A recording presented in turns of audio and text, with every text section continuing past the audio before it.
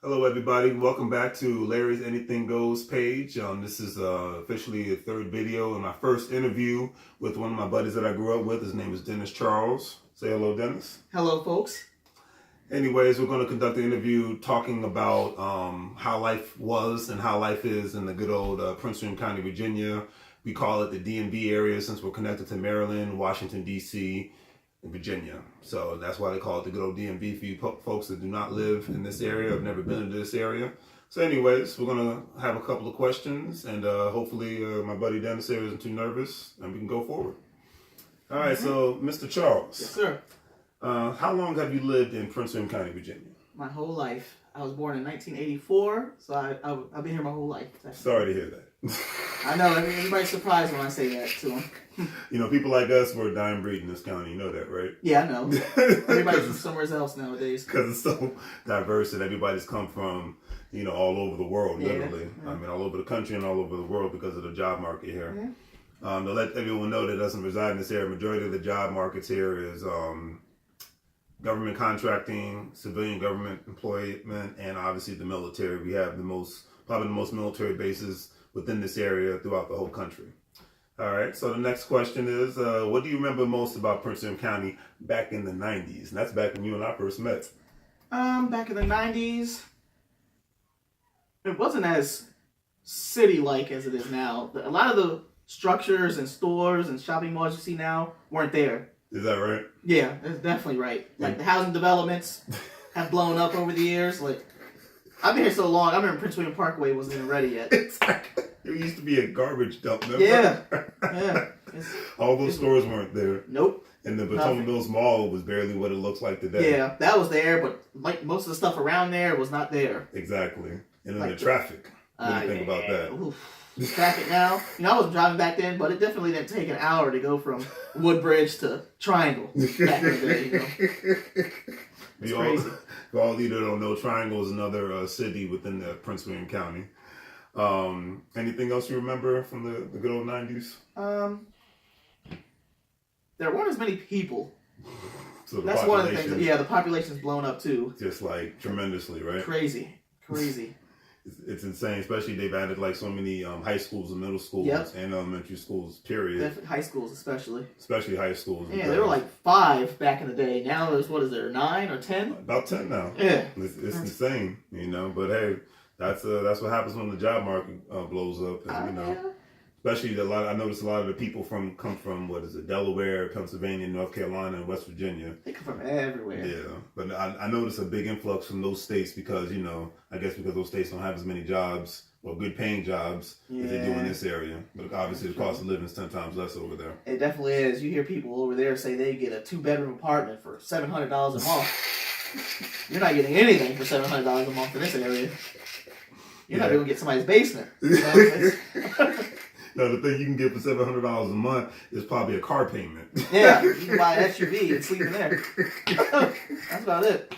You probably save a lot of money too. Yeah, you can throw all your clothes and everything in your SUV. You'll be good to go. So how do you think the increase of jobs and population and cost of living has affected the quality of life here in good old Northern Virginia? I think for people who if you don't necessarily have like a government job or a high paying job, it affected you because, like I said before, the cost of living is so high, it's kind of hard out here to make it on your own.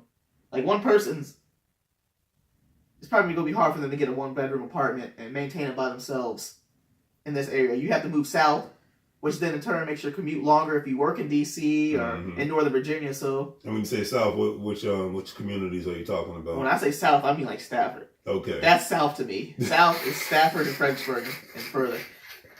You noticing how a lot of people have moved?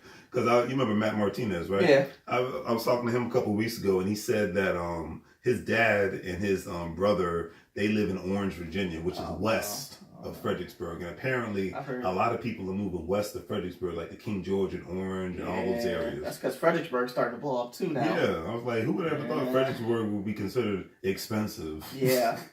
Back in the day, that's where you went to get away from expensive prices. But now it's catching up. And that's like, what, an hour and a half away from D.C.? Yeah. And majority of the population that reside in Fredericksburg work in D.C. So just imagine, getting up every day and going an hour and a half to 2 hours every day. Especially most people take the VRE, which is the Virginia Railway Express, and that takes them 2 hours to get to DC. Right. That's without traffic. That's just because of all the stops that they have to make to get there, and then doing that getting home. So now I understand why I call the DMV area uptight country, because all that time on the road or on a train will make anybody angry and uptight and not want to speak to anybody and look like they want to kill themselves by the time Friday gets there. When Saturday and Sunday gets there, they don't want to leave their house. The commute itself is like another job.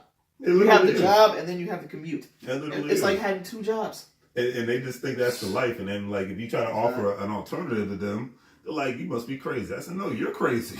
Yeah, traffic is killer. It takes years off your lives. It does. I got a 35-minute commute. That's good enough for me. And that's just because I get up early in the morning. I work in Arlington. Traffic? You got traffic when you leave?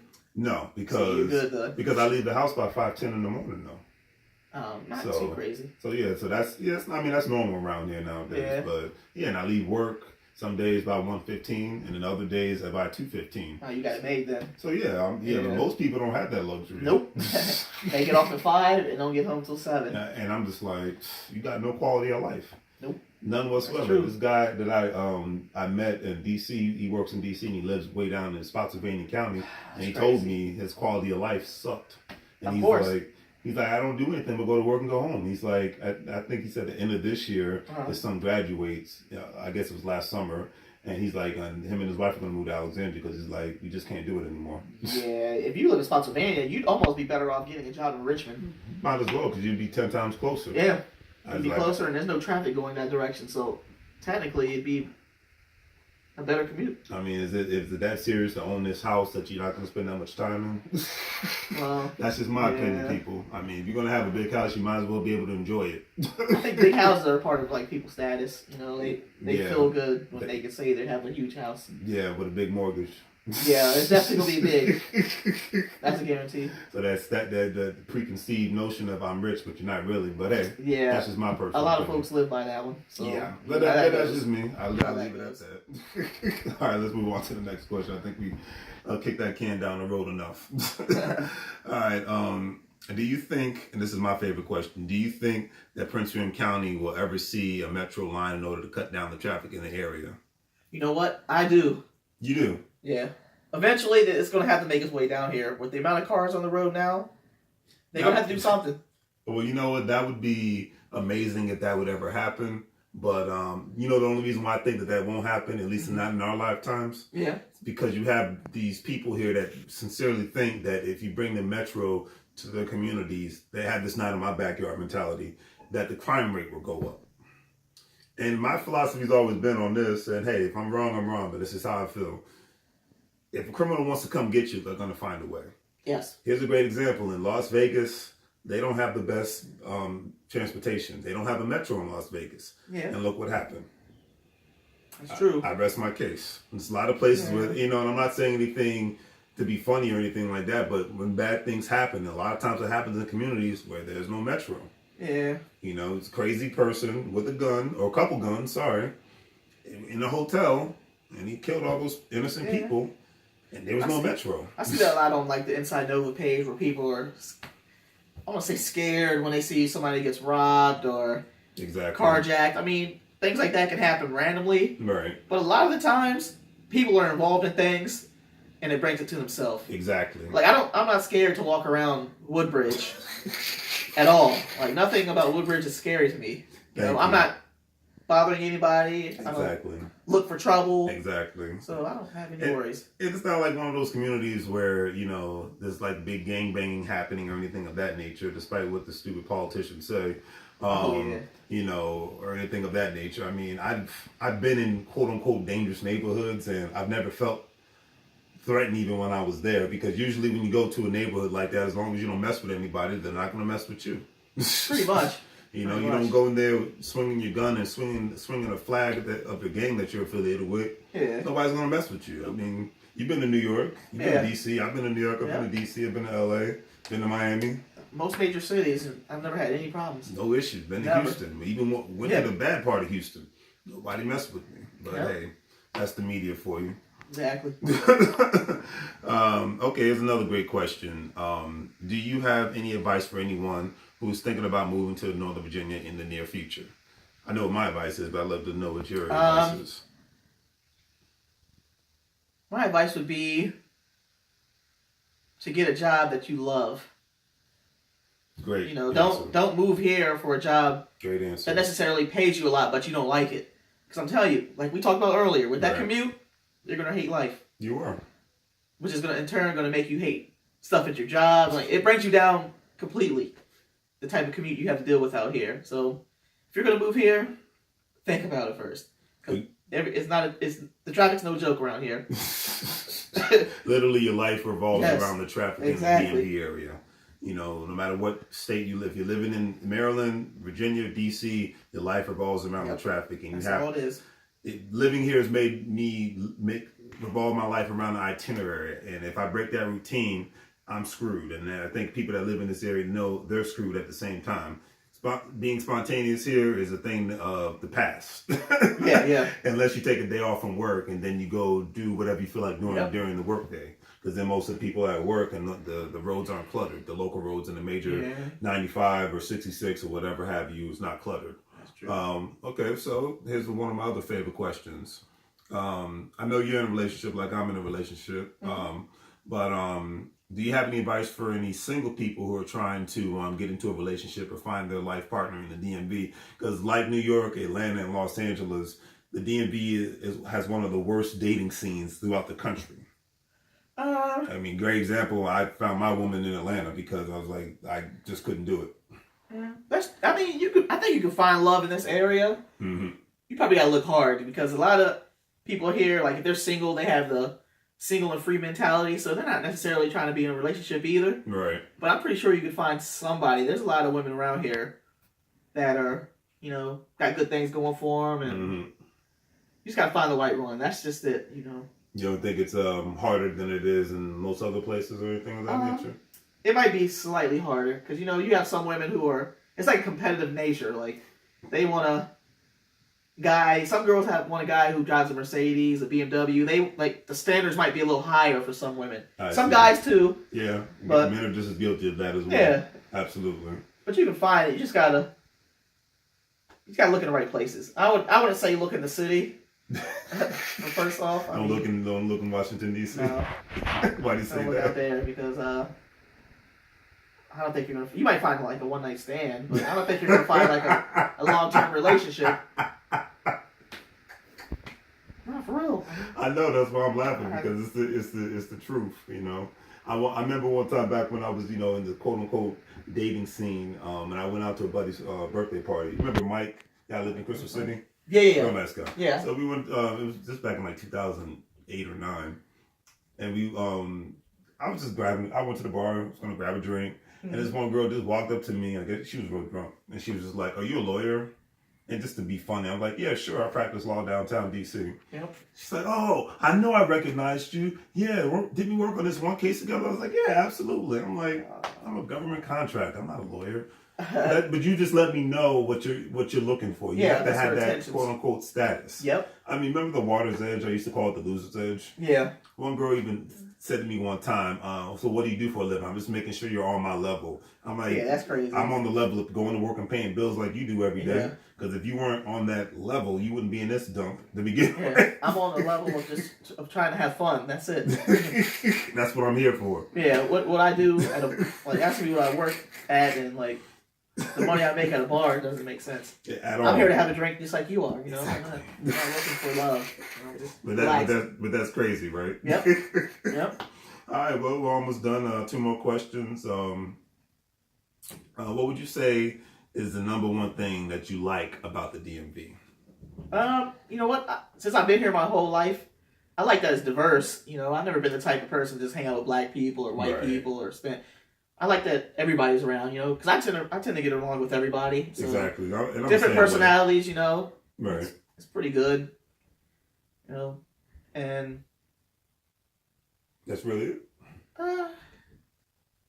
Yeah, pretty much. I can understand that. It's very diverse. That's what I like about the area the most. You know, people.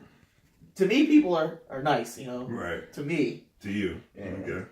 Well, I beg to differ on that, but hey, that's another story for another day. You know but what? I do love diversity. But I know a lot of, you know what? Since I've lived in Woodbridge my whole life, I've known a lot of people my whole life. So generally, I mean, I don't have a lot of like random friends. Like I've known you, right, pretty much since I was like 5. You know, literally 1990. I'm hung out with the same group of guys since I was in like middle school, like Chris and Brian, all of them. I've known everybody like 20 years. Yeah, you guys, we all got a lot of history. Yeah. So yeah, it's not like you just moved to a new place, you don't know anybody or anything like that. So I can respect that. I like, you know what else I like about the area? What's that? There's things to do. Not necessarily like going to bars and stuff, but I mean, you can find random things in this area that go like Springfield has, you know, Dave & Buster's now. It's not like town center. We're not the country per se. Like people see this area. There's things to do. Yeah. So, I mean, it's a little bit of a headache to do them, but yeah, there are things to do. Yeah. There are things to do. All right, so now that's the exact opposite of that question. What would you say is the number one thing that you do not like about the DMV? The price. That's my number one thing, the price. Cost of living, huh? Yes, that's all it is right there. Because I got cousins who live in, granted, this not the DMV, but how can somebody be paying $700 for a 2-bedroom apartment in North Carolina, but up here a 2-bedroom apartment costs you $1,600?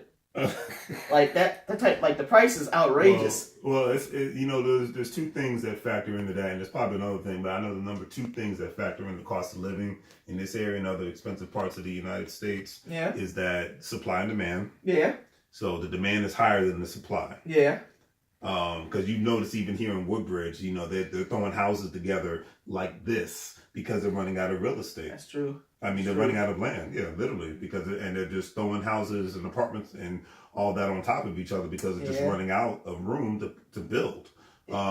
So you have that. So you have to look at it from a capitalistic perspective, which is nothing wrong with capitalism. Yeah. If I have the supply, and if I have the demand and the supply, and the demand is very high, and I know it's a capitalist society, and I can charge whatever I feel like charging. Yeah, that's one thing. 2. I know taxes somewhat factor into that because the county and the state, the beautiful thing about Richmond, Virginia, Maryland, and DC, no matter who the governor is, Republican or Democrat or independent, they're going to get their money. Oh, yeah, of course. They believe in some form of taxation. Might not be a high taxation, but there is going to be some sort of taxation, whether it's sales prices, personal property tax, whatever, sales taxes. That's your phone? Yeah. Okay, got you. That's always a factor. So it's between the taxes and the supply and demand. And then the thing is with your cousins in North Carolina, they pay a higher sales tax, but they don't have a state income tax. I remember my buddy Chris was talking about that down in Texas. I was like, yeah, but every time you go shopping, you're paying a higher taxes. I mean, I figured that out when we first went to Las Vegas. Vegas is cheaper compared to living here. Yeah. But I noticed every time we bought something, it was like freaking expensive.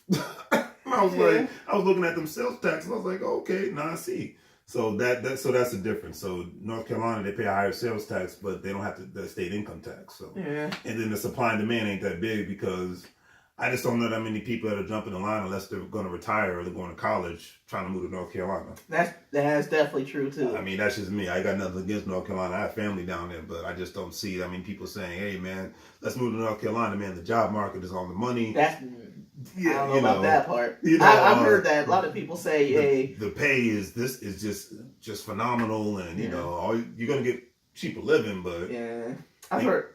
You know what I'm talking about. I know. I've had people mention to me, "Hey, this area is just too crowded. Let's move to so and so area."